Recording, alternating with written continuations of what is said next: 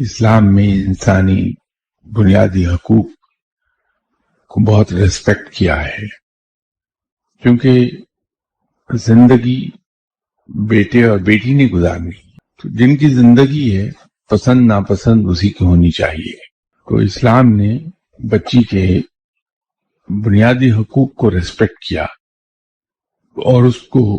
ماں باپ پہ لازم کر دیا کہ لڑکی سے پوچھ لیا جائے، بلکہ سمجھ سو کہ اسلام میں غیر مرد کے سامنے آنا خواتین کا منع ہے،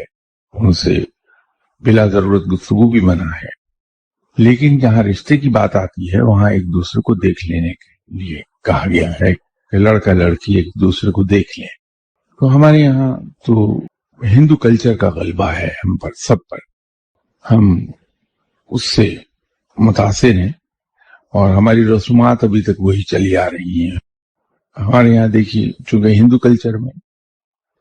دوسری شادی معیوب سمجھی جاتی ہے، وہی چیز ہمارے یہاں ہے۔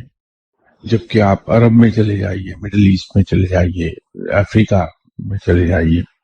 تو وہاں یہ معیوب نہیں کہ رب نے یہ حق عطا کیا ہے۔